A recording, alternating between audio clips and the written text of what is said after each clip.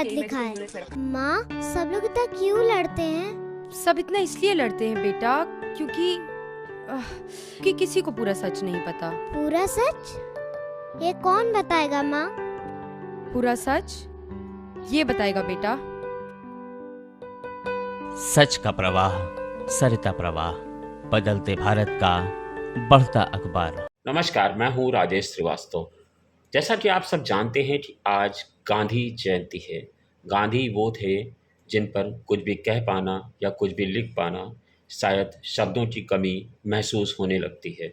लेकिन आज गांधी जयंती पर जब पूरा देश उन्हें नमन कर रहा है तो गांधी जी पर लगे कुछ आरोपों की जिनको लेकर के उन पर हम लिख के जाते हैं और गांधी जी के विरोधी उनको अक्सर कहते हैं कि देश के बंटवारे के लिए महात्मा गांधी जिम्मेदार थे, नेहरू को प्रधानमंत्री बनाने के लिए जिम्मेदार थे, सुभाष चंद्र बोस को फांसी देने से अगर गांधी जी चाहते तो उन्हें रोक सकते थे और गांधी जी सुभाष चंद्र बोस को फांसी ना होती। ये तमाम सारे ऐसे आरोप हैं जिनको लेकर के गांधी जी को विवादों में उनके आलोचक घेरते हैं। लेकिन गांधी जी के व्यक्तित्व पर बात करना बड़ी मुश्किल बात है क्योंकि गांधी जी एक ऐसे व्यक्ति थे, एक ऐसी शख्सियत थे जिनके बारे में कुछ भी कह पाना या कुछ भी लिख पाना कम ही होगा, क्योंकि उनके व्यक्तित्व के तमाम सारे चर्चे हैं। एक बैरिस्टर से लेकर के स्वतंत्रता आंदोलन के रचयिता तक के महात्मा गांधी, उनके तमाम सारे पहलू ऐसे हैं जीवन में जिन पर बात करें तो शायद शब्द कम पड़ जाएगा। लेकिन आज हम उन आरोपों की बात करते हैं जिसको लेकर के गांधी जी विवादों में रहे कि क्या गांधी जी वास्तव में देश के बंटवारे के जिम्मेदार थे? क्या गांधी जी चाहते तो सुभाष चंद्र बोस को फांसी से रोक सकते थे? क्या गांधी ने ही पाकिस्तान के जिन्ना को प्रधानमंत्री बनवाया था? क्या नेहरू को प्रधानमंत्री बनाने के पीछे भी सिर्फ महात्मा गांधी जिम्मेदार थे या फिर देश के बंटवारे के लिए भी महात्मा गांधी जिम्मेदार थे? ये तमाम सारी बातें चर्चा में अक्सर आपने भी सुनी होगी और हम भी अक्सर इनसे दो चार होते हैं। तो चलिए आज इसी पर बात करते हैं। आज सबसे पहले बात करते हैं कि गांधी जी क्या चाहते थे और क्या वो नहीं कर पाए। पहले बात कर लेते हैं कि जिसको लेकर के आरोप लगता है कि गांधी जी पटेल की जगह नेहरू को प्रधानमंत्री बनवाना चाहते थे। क्या सच्चाई है? याद करिए वो वक्त जहां मैं आपको ले चल रहा हूं। आप मेरे साथ सिलसिलेवार ढंग से जुड़ेंगे तो आप समझ पाएंगे कि वास्तव में उस समय क्या स्थितियां थी, क्या मंजर था, जिसको लेकर के हम चर्चा तो करते हैं लेकिन शायद यथार्थ से पूरी तरह से वाकिफ नहीं हैं। थोड़ा बहुत पढ़ लिख करके या थोड़ा बहुत जान करके या व्हाट्सएप यूनिवर्सिटी के माध्यम से जो हमें ज्ञान मिलता है, क्या वो वास्तव में पूरा सच है? तो पूरा सच जानने के लिए आज सरिता प्रवाह पर बने रहिए। 29 अप्रैल 1946 का वो वक्त था जब देश को आज़ादी नहीं मिली थी। मैं आपको उस दिन ले चलता हूँ क्योंकि ये समझना पड़ेगा कि नेहरू और पटेल को प्रधानमंत्री बनाने के लिए क्या गांधी जी जिम्मेदार थे या नहीं। शुरू करते हैं 29 अप्रैल 1946 को। कांग्रेस कार्य समिति की बैठक में नया अध्यक्ष चुना जाना था। ये चुनाव इसलिए सबसे अहम था क्योंकि भारत की ओर आने वाली अंतरिम सरकार का प्रधानमंत्री कांग्रेस अध्यक्ष को ही बनाया जाना तय किया गया था। कांग्रेस कार्य समिति की बैठक में महात्मा गांधी, जवाहरलाल नेहरू, सरदार पटेल, आचार्य कृपलानी, राजेंद्र प्रसाद, खान अब्दुल गफ्फार खान जैसे सभी प्रमुख नेता मौजूद थे। अध्यक्ष पद के लिए 15 में से 12 प्रांतीय कमेटियों ने सरदार पटेल का नाम प्रस्तावित किया था। यह बिल्कुल सच है। गांधी जी की इच्छा थी कि अध्यक्ष पद के लिए नेहरू के नाम का भी प्रस्ताव रखा जाए। तो गांधी जी की इच्छा के मुताबिक अध्यक्ष पद के लिए नेहरू के नाम का भी प्रस्ताव रखा गया। कांग्रेस अध्यक्ष के लिए मैदान में अब 2 नाम बचे थे। एक थे सरदार पटेल, दूसरे थे जवाहरलाल नेहरू। नेहरू तभी निर्विरोध अध्यक्ष चुने जा सकते थे जब पटेल अपना नाम वापस लेते। आचार्य कृपलानी ने पटेल के नाम वापसी की अर्जी लिखकर दस्तखत के लिए पटेल की ओर बढ़ा दी। पटेल ने कागज पर दस्तखत नहीं किए और अपनी अर्जी गांधी जी की तरफ बढ़ा दी। गांधी जी ने उसे नेहरू की तरफ बढ़ाते हुए कहा, जवाहर, वर्किंग कमेटी के अलावा किसी भी प्रांतीय कमेटी ने तुम्हारा नाम सजेस्ट नहीं किया है। तुम्हारा क्या कहना है? लेकिन नेहरू यहाँ पर चुप रहे। कहते हैं गांधी जी ने वो कागज पटेल की तरफ वापस बढ़ाया और इस बार पटेल ने अपनी नाम वापसी पर खुद दस्तखत दस्तखत कर दिए। फौरन ही कृपलानी ने नेहरू के निर्विरोध कांग्रेस अध्यक्ष चुने जाने की घोषणा की। ये संदर्भ मैंने जो लिया है गांधी जी की किताब, आचार्य कृपलानी की किताब Gandhi his life and thoughts, उस किताब के से ये उद्धरण मैंने संकलित किया है जो मैं आपको बता रहा हूँ। उस समय के बड़े पत्रकार एक हुआ करते थे दुर्गादास, उन्होंने भी अपनी किताब India from Curzon to Nehru and after में लिखा है कि राजेंद्र प्रसाद ने मुझसे कहा कि गांधी जी ने ग्लैमरस नेहरू के लिए अपने विश्वसनीय साथी को बलिदान कर दिया। बाद में गांधी जी ने भी एक इंटरव्यू में कहा कि जवाहरलाल नंबर 2 की स्थिति में आने के लिए कभी तैयार नहीं होंगे। दोनों सरकारी गाड़ियों को खींचने के लिए 2 बैल होंगे। इनमें से अंतर्राष्ट्रीय मामलों के लिए नेहरू और राष्ट्र के काम के लिए पटेल का होना सही था। गांधी ने एक और मौके पर कहा था कि जिस समय हुकूमत अंग्रेजों के हाथ से ली जा रही हो उस समय भी कोई दूसरा आदमी नेहरू की जगह नहीं ले सकता है, क्योंकि नेहरू हैरो के विद्यार्थी थे, कैम्ब्रिज के स्नातक थे, लंदन के बैरिस्टर होने के नाते नाते अंग्रेजों को बेहतर ढंग से वो संभाल सकते थे। पटेल के उग्र तेवर और बढ़ती उम्र भी गांधी के इस रुख की वजह शायद बनी थी। पटेल जो है गांधी जी से केवल 6 साल छोटे थे, जबकि नेहरू पटेल से करीब 15 साल छोटे थे। गांधी जी चाहते थे कि एक ऐसे हाथों में सत्ता रहे जो थोड़ा सा उम्र में कम हो और वो अंग्रेज़ों को भी मैनेज कर सके और देश को संभाल सके, क्योंकि गांधी जी जानते थे सरदार पटेल राष्ट्र के कामों को देखने के लिए परिपूर्ण हैं, लेकिन दुनिया को दिखाने के लिए एक ऐसा नेता होना चाहिए जो अंग्रेजियत को समझे। 1947 में जब देश आज़ाद हुआ तब सरदार पटेल 71 साल के थे और नेहरू थे सिर्फ 56 साल के। यानी आप समझ सकते हैं कि क्या परिस्थितियां थीं जिसके चलते नेहरू को प्रधानमंत्री बनाया गया और सरदार पटेल, जिसको लेकर के कहा जाता है पूरी तरह से गांधी जिम्मेदार थे, गांधी जिम्मेदार नहीं थे। गांधी जी ने अपने सदस्यता को छोड़ने के पत्र पर सबसे पहले सरदार पटेल ने खुद दस्तखत किया था, जिसके लिए नेहरू ने या जिसके लिए महात्मा गांधी ने कोई दबाव नहीं बनाया था। लेकिन महात्मा गांधी की इच्छा थी कि कम उम्र का आदमी और एक ऐसा आदमी जो कैम्ब्रिज का पढ़ा हो, जो हैरो का विद्यार्थी हो, वो अंग्रेज़ों को ज़्यादा बेहतर तरीके से संभाल सकता है और उनकी चीज़ों को समझ सकता है, क्योंकि अंग्रेजी हुकूमत उस समय हावी थी। अब मैं आपको दूसरे आरोप लेकर के चलता हूँ, जिसको लेकर के महात्मा गांधी पर आरोप लगता है कि महात्मा गांधी चाहते तो सरदार क्रांतिकारी भगत सिंह की फांसी रुकवा सकते थे।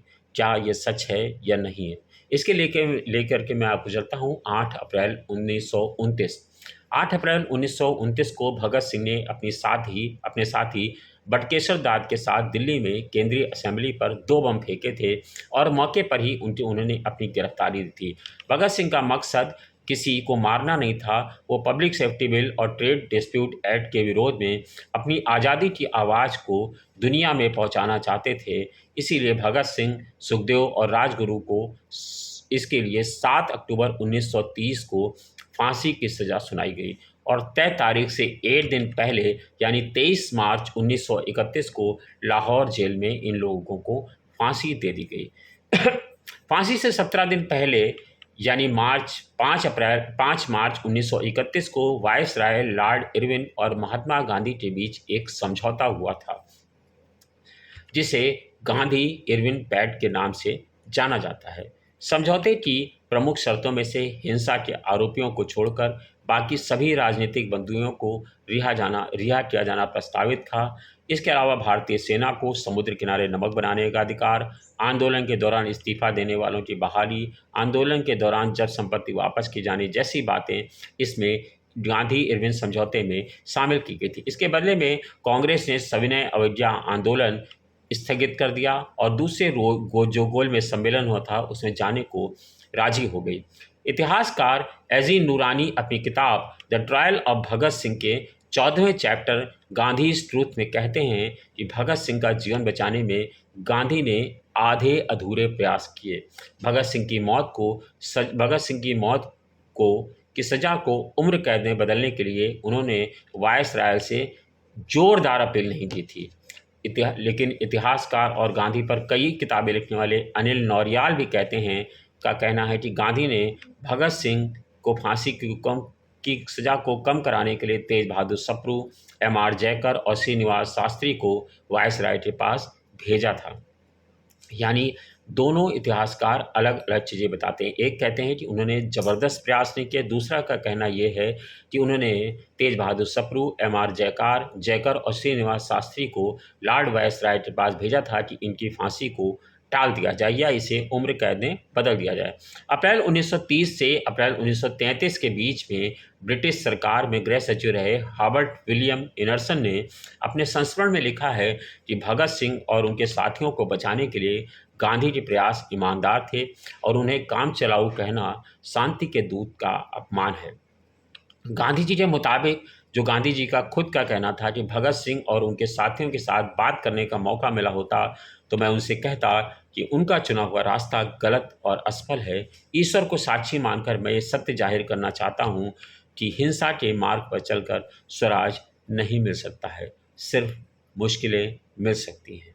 यानी गांधी जी ने सार्थक प्रयास किया। उन्होंने एक प्रतिनिधित्व को भेजा 3 लोगों को और चाहा था कि गांधी जी, सुभाष चंद्र बोस और अन्य 3 साथियों की फांसी सज़ा को उम्र कैद में बदला जाए, लेकिन इस पर अंग्रेज शासक लॉर्ड वायसराय तैयार नहीं हुए और उन्हें अंत में फांसी की सज़ा दी गई। लेकिन ये कहना कि उन्होंने प्रयास नहीं किया था गलत है, बेईमानी है, शांति के दूत का एक अपमान है। अब मैं आता हूँ गांधी जी पर लगने वाले तीसरे आरोप पर, जिसमें कहा जाता है कि बंटवारा रोकने के लिए जिन्ना को भी पीएम बनाने के लिए गांधी जी तैयार हो गए थे। क्या है सच्चाई इसमें? 3 जून 1947 का दिन था, समय था शाम को 4 बजे। गुलाम भारत के अंतिम गवर्नर जनरल और वायसराय लुइस माउंटेन रेडियो पर आते हैं। वो भारत की आज़ादी के दिन यानी 15 अगस्त 1947 के साथ देश के बंटवारे का भी ऐलान करते हैं। कब? 3 जून 1947, समय शाम 4 बजे। कौन करता है? गुलाम भारत के अंतिम गवर्नर जनरल और वायसराय लुइस माउंटबेटन रेडियो। लेकिन वो इस ऐलान के साथ एक और चीज़ का ऐलान करते हैं जिसको हम इतिहास में जानते हैं, माउंटबेटन प्लान। माउंटबेटन प्लान के साथ में कहा गया था कि दुनिया का सबसे बड़ा पलायन यहीं से शुरू हो गया था। उन्होंने आज़ादी का ऐलान किया, साथ में देश के बंटवारे का भी ऐलान किया। ये गांधी जी ने नहीं किया था, ये किसने किया था? अंग्रेज़ों ने। लुइस माउंटबेटन ने रेडियो पर इसका ऐलान किया कि 15 अगस्त 1947 को देश का बंटवारा होगा और देश की आज़ादी होगी और देश का बंटवारा भी होगा, जिसे हम माउंटबेटन प्लान के रूप में पढ़ते हैं और जानते हैं। कहते हैं कि दुनिया का सबसे बड़ा पलायन इसी दिन से शुरू हो गया।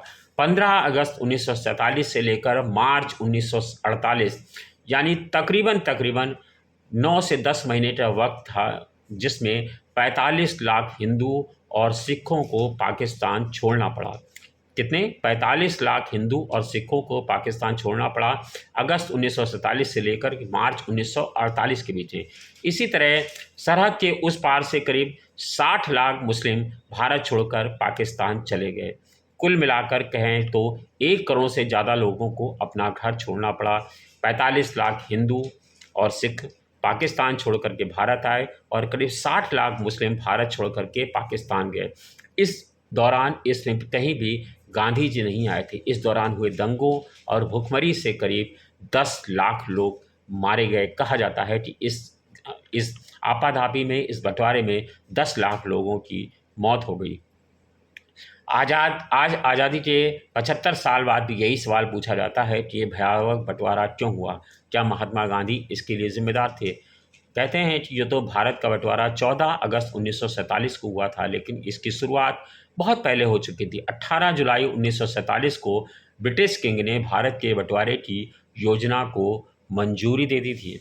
कब? 18 जुलाई 1947 को ब्रिटिश किंग ने भारत के बंटवारे की योजना को मंजूरी दी थी, ना कि महात्मा गांधी ने, जब उन्होंने इंडियन इंडिपेंडेंस एक्ट पर हस्ताक्षर किए थे। सच तो ये है, इस समय तक केवल 2 ही नेताओं थे जिन्हें भारत के बंटवारे के खिलाफ थे। पहले थे महात्मा गांधी और दूसरे थे खान गफ्फार खान। जवाहरलाल नेहरू और सरदार पटेल के साथ बाकी कांग्रेस नेताओं ने 3 जून को ही बंटवारे के माउंटबेटन के प्लान को स्वीकार कर लिया था। माउंटबेटन महात्मा गांधी 1 अप्रैल 1947 को बेहद परेशान होकर माउंटबेटन से मिलने पहुंचे। उनका मकसद था कि किसी तरह से भारत के बंटवारे को रोका जाए। इसके लिए उन्होंने मोहम्मद अली जिन्ना को प्रधानमंत्री बनाने का ऑफर भी दे दिया था। माउंटबेटन पेपर्स के नाम से पब्लिश हुई वायसराय की डायरी के मुताबिक गांधी ने नए वायसराय से कहा कि जिन्ना से फौरन मुस्लिम लीग के साथियों के साथ केंद्रीय अंतरिम सरकार बनाने के लिए कहा जाना चाहिए। इस पर माउंटबेटन ने गांधी से कहा कि वो इस मामले में जवाहरलाल नेहरू से बात करना चाहते हैं। जब नेहरू वायसराय से मिले गांधी के कहने पर, तो उन्होंने भी महात्मा गांधी की बात दोहराई। नेहरू बोले उन्हें इस बात से कोई दिक्कत नहीं है, लेकिन जिन्ना पहले ये ऑफर खारिज कर चुके हैं कि वो भारत के प्रधानमंत्री बनना चाहते हैं। जिन्ना चाहते थे कि वो पाकिस्तान के प्रधानमंत्री बने। इसके बाद जिन्ना ने फिर से भारत के प्रधानमंत्री की पोस्ट ऑफर की गई। इसके बाद तो उन्होंने इसे फिर खारिज कर दिया। यानी कि गांधी ने और नेहरू ने दोनों ने कहा माउंटबेटन से कि जिन्ना को प्रधानमंत्री बनाने के लिए तैयार हैं। उन्होंने ऑफ़र दिया, लेकिन जिन्ना ने भारत का प्रधानमंत्री बनने का ऑफ़र ठुकरा दिया, एक नहीं 2 बार। जिन्ना बोले आज़ाद भारत को लेकर मिस्टर गांधी के जो विचार हैं वो हमसे बुनियादी तौर पर अलग हैं, इसलिए हम भारत के प्रधानमंत्री नहीं बनना चाहते। ब्रिटिश सरकार के वफादार रहे शिक्षाविद सैयद अहमद खान और भाषाविद राजा शिवप्रसाद ने 1876 में सबसे पहले 2 राष्ट्रों की बात की थी। उन्होंने बनारस, जिसे अब वाराणसी कहा जाता है, में एक कार्यक्रम में कहा था कि हिंदू और मुसलमानों की जीवन शैली एक दूसरे से बिल्कुल अलग है। इसीलिए ये कभी भी एक राष्ट्र नहीं बन सकते हैं। यही सिद्धांत आगे चलकर दरअसल भारत पाकिस्तान के बंटवारे की वजह बनता है। 1915 में अखिल भारतीय हिंदू महासभा का गठन किया गया। इसे मदन मोहन मालवीय ने बनाया था। विनायक दामोदर दास सावरकर और लाला लाजपत राय इसके संस्थापक में शामिल थे। बीबीसी की एक रिपोर्ट की माने तो 1937 में अहमदाबाद में सावरकर ने कहा था कि हिंदू और मुसलमान 2 अलग अलग राष्ट्र हैं, दोनों का हक इस भूमि पर एक बराबर नहीं है, ये सावरकर का कहना था। पाकिस्तान को 55 करोड़ देने के पक्ष में ये भी एक आरोप लगता है कि महात्मा गांधी पर कि उन्होंने भारत पाकिस्तान को 55 करोड़ रुपए दिलवाए थे। दरअसल इसके पीछे भी कारण ये है कि बात 20 अगस्त 1947 की है। 5 दिन पहले ही पाकिस्तान अस्तित्व में आया था और पाकिस्तानी सेना ने कश्मीर पर कब्जे के लिए ऑपरेशन गुलमर्ग के नाम से साजिश रचना शुरू कर दी। योजना के मुताबिक 22 अक्टूबर को हथियारबंद कबालियों ने मुजफ्फराबाद पर हमला कर दिया। 26 अक्टूबर तक हालात ऐसे हो गए थे कि राजा हर सिंह, जो उस समय जम्मू कश्मीर के राजा थे, कश्मीर का भारत में विलय के पत्र पर हस्ताक्षर कर दिए।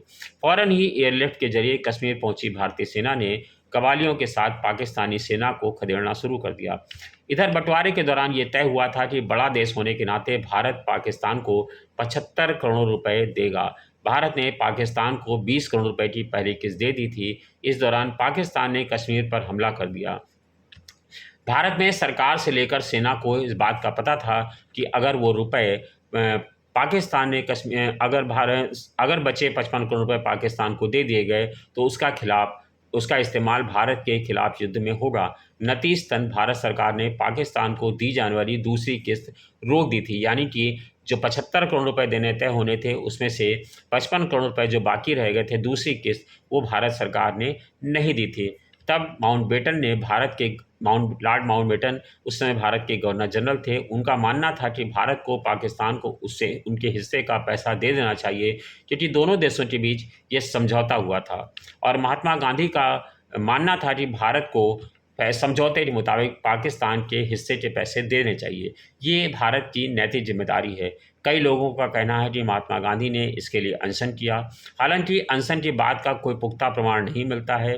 13 जनवरी 1948 को गांधी ने प्रार्थना सभा में दोनों धर्मों के लोगों से बातचीत की और लेकिन उस बातचीत में 55 करोड़ रुपए का कोई जिक्र नहीं मिलता है।